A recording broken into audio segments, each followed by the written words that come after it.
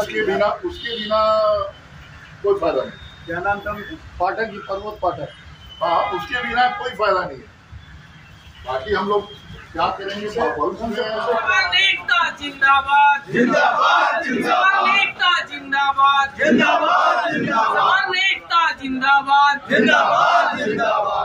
एकता जिंदाबाद जिंदाबाद जिंदाबाद एकता जिंदाबाद जिंदाबाद जिंदाबाद। स्वर्ण महासमाज की बैठक, इसी विषय में बात करते हैं शंभू सिंह जी से कि आने वाले समय में इस समाज को आगे बढ़ाने के लिए क्या क्या प्लान है आपके पास? सबसे बड़ी प्लान तो हम लोगों का प्लान बना हुआ है। सभी वर्गों के जो है अपनी अपनी संगठन है, और आप देखिए कि 2016 में क्षत्रिय संघ का कितना बड़ा रैली हम लोग लीगल ग्राउंड में किए थे। बमरसी समाज जो है अभी हाल में किए थे, ब्राह्मणों का समाज भी अभी हाल में किया है, और मिथिलांचल के लोग जो है वो लोग अलग करते हैं। तो ये सारे जब एक प्लेटफार्म में आएंगे तो इसका रूप जो है बहुत बड़ा विशाल होगा।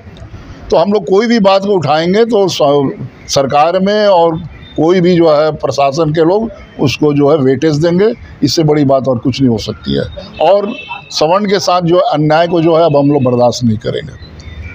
और पहले भी आपको पता ही होगा कि क्षत्रिय संघ जो है आरक्षण के खिलाफ में जो है पूरे इंडिया में रैली निकाली थी। यहाँ भी दो बड़ी बड़ी रैलियाँ हुई, और उसका परिणति हुआ कि जो है 10% आरक्षण मिला है।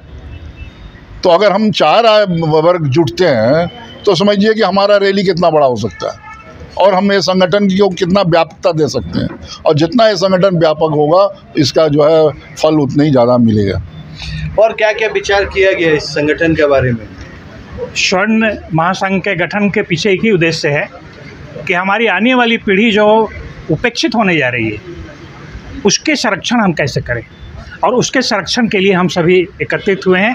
क्योंकि अगर प्राइवेट कंपनियां नहीं होती तो हमारे बच्चे जो हैं आज के डेट में वो कहाँ जाते, ये सोचने का विषय है। और आने वाले जो दिन हैं वो आरक्षण एक बहुत बड़ा मुद्दा है कि हम या हमारे बच्चे कहीं के नहीं रहेंगे। इसलिए स्वर्ण महासंघ के गठन पर हम लोग बल दिए और एक साथ चारों समाज को जोड़े। हम लोग पहले चारों जुट के जो स्वर्ण महासंघ बन गया है, वो सारे लोग पहले एकत्रित हो जाएंगे अच्छे से तन मन धन से। उसके बाद हम लोग एक संगठन बना के, और जहाँ जहाँ इच्छा हो वहाँ हम लोग जहाँ आवश्यकता हो वहाँ हम लोग आंदोलन करेंगे।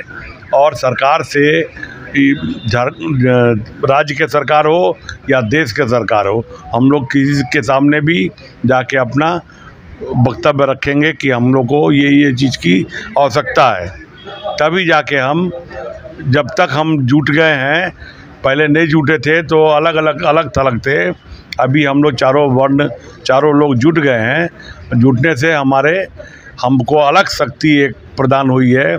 जो 40% हम आते हैं वो 60% पर हम भारी पड़ेंगे। 40% और 60% की बात है, कैसे करके लड़िएगा? 60% अदर है, आप 40% है। देखिए 40 और 60% की बात है। सच्चाई में पूछा जाए तो 60% वालों के भी वो सुविधा नहीं मिलती है। दलित के नाम पर इस देश में कुछ खास ही परिवार है जिसका फ़ायदा ले रहा है।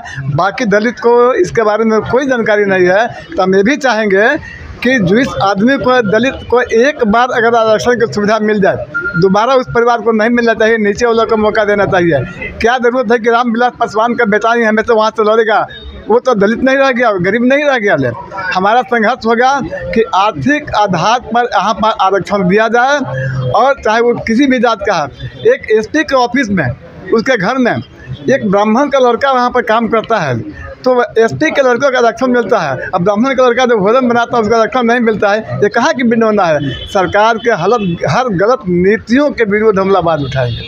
सरकार के हर गलत नीतियों को आवाज़ उठाएंगे, कैसे करके कीजिएगा? सरकार लड़ने के लिए आपके पास राजनीतिक शक्ति बहुत ज़रूरी होता है। उस राजनीतिक शक्ति को बनाने के लिए आपकी समाज, जो सभी समाज के लोग हैं, क्या करने की? सर्वप्रथम मैं माननीय शिवपूजन जी को आभार व्यक्त करता हूं, जिन्होंने सभी समाज को एकत्रित करने का कार्य किया है। और सरकार हम ही इस चारों जाति को अपेक्षा मैंने की हुई है। हम चार, क्या ब्राह्मण, भूमिहार, राजपूत, लाला, इनका बाल बच्चा को कहीं भी नौकरी नहीं मिले, नौकरी में प्राथमिकता नहीं मिले, हमारे समाज को किसी तरह का आरक्षण नहीं मिले। एक आंदोलन से हमें 10% का आरक्षण दिया गया था, लेकिन हम चाहते हैं कि करीब जो पिछड़ी जाति है, जो नीचे तबके के हैं, जो गरीब हैं, उनको आरक्षण मिले। ये हम लोग का भी ये है, लेकिन जिसका स्तर ऊंचा उठ गया, जिसकी इनकम अच्छी खासी हो गई, जिसके परिवार में अच्छे खासे नेता हो गए, अच्छे खासे अफसर हो गए, उसको आरक्षण से मुक्त किया जाए। जिस तरह से हमारे प्रधानमंत्री जी एक बार ऐलान किए थे कि भाई सभी स्वेच्छा से अपने अपने सब्सिडी को छोड़ें, इसी तरह सभी जिनको आरक्षण का लाभ मिल रहा है वह स्वेच्छा से राष्ट्रीय स्तर से नेता जो हैं अपने आप को ऐलान करें कि मैं आरक्षण छोड़ता हूं, हमें आरक्षण मुक्त किया जाए। ये स्वेच्छा छोड़ें ताकि हम लोग को भी ये आंदोलन करने में आराम हो। और हम इस आंदोलन को बहुत बृहत रूप देंगे और यहाँ से लेकर के मैं डीसी ऑफिस के बाद झारखंड स्टेट, उसके बाद हम लोग दिल्ली कैबिनेट को हम लोग हिलाने का काम करेंगे। सरकार से अब ये सबकी कहना सही है, लेकिन इस देश में लोकतंत्र चलता है जहां पर चुने हुए सरकार, जनता के चुनी सरकार संवैधानिक रूप से इसको कैसे आप काउंटर कीजिएगा? कोर्ट के माध्यम से, सुप्रीम कोर्ट के माध्यम से, हाई कोर्ट के माध्यम से। स्वर्ण महासंघ जो हमारा है वो किसी का विरोध नहीं कर रहा है और नहीं विरोध करेगा। हम अपनी मांग को सरकार के पास रखना चाहते हैं और रख रहे हैं कि हमारी जो भी जाति के लोग हैं स्वर्ण संघ के, वो आज के समय में 90% लाते हैं और वो 40% लाते हैं। 90% वाले का मेडिकल में, इंजीनियरिंग में कोई दाखिला नहीं होता है। हमारा फीस जहाँ 10 लाख रुपया लगता है, उनका वहाँ 1 लाख रुपया लगता है। इस विषय के ऊपर सरकार को ध्यान देना होगा। यदि सरकार इसके ऊपर ध्यान नहीं देगी, आने वाले समय में पूरे हिंदुस्तान से अच्छे अच्छे डॉक्टर और इंजीनियर सारे विदेश चले जाएंगे और पता चलेगा हिंदुस्तान के अंदर खोदा पहाड़ निकली चूहिया। अभी कोई अच्छे मिनिस्टर हों, उनकी तबीयत ख़राब होती है, वो अपने बुलाते हैं डॉक्टर को, डॉक्टर से नाम पूछते हैं। अभी कुछ दिन पहले की झारखंड की ही बात है, जिस हमें पूछा गया था कि आपका नाम क्या है। नाम पूछने के बाद जब उनको पता चला कि ये स्वर्ण जाति है, उनको रख लिया गया और बाद बाकी 4 डॉक्टर को बैक कर दिया गया कि आप जाइए, इलाज ये हमारे करेंगे।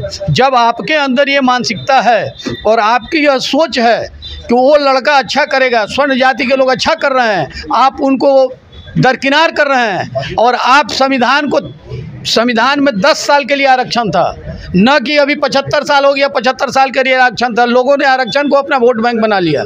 कोई भी पार्टियां आती है, ये सिर्फ आरक्षण को अपना वोट बैंक बना करके और लोगों को आरक्षण दे रही है। हमारा है, हम लोगों का कहना है समाज का कि जब आप आरक्षण के ज़रूरत नहीं है तो आप आरक्षण को छोड़ दीजिए। हर जाति में लोग गरीब हैं और हम ये सरकार से मांग करते हैं कि हर जाति के लोग को आरक्षण मिलना चाहिए। जो गरीब हो, किसी जाति में, हर जाति में लोग गरीब हैं, उनको आरक्षण मिलना चाहिए।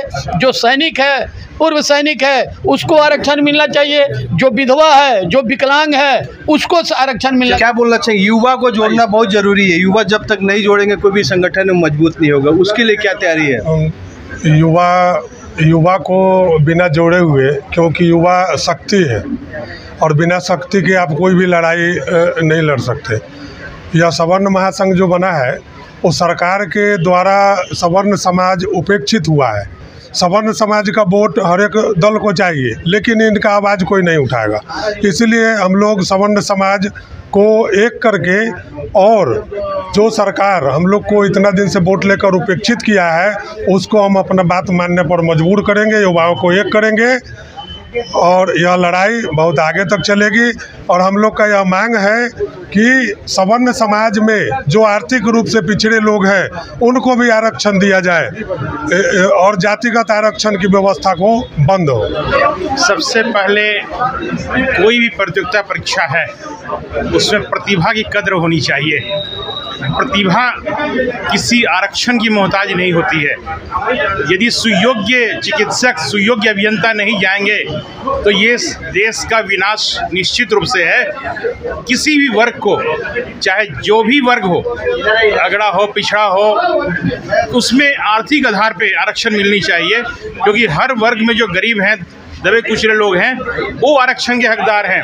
यहाँ पे संविधान रूपी चादर को लोग ओढ़ के, जो 10 साल के लिए जो आरक्षण बना था, उसकी लोग मलाई खा रहे हैं। और जो सक्षम लोग हैं, जो सक्षम, जिसको आरक्षण मिल चुका है और वो सक्षम हो चुका है, उसके बावजूद भी वो आरक्षण के लिए वो मांग कर रहे हैं। ये बहुत ही शर्मनाक परिस्थिति है।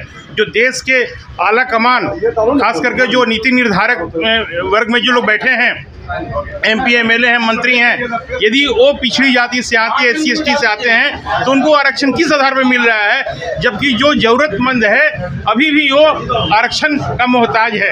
तो मेरा मानना ये है कि जो भी पढ़ाई लिखाई है उसमें प्रतिभा की कद्र होनी चाहिए और उसके पढ़ाई के स्तर को बढ़ाने के लिए काम होना चाहिए। आज तमाम सरकारी विश्वविद्यालय में लाला पड़ा हुआ है, कोई सरकारी शिक्षक की नियुक्ति नहीं हो रही है, सिर्फ एडक बेसिस में काम चलाया जा रहा है और किसी भी शिक्षक को वेतन समय पे नहीं मिल रहा है। जिस देश में शिक्षा की इतनी दुर्दशा होगी, आरक्षण के नाम पे आप उसको गुमराह करने का काम बंद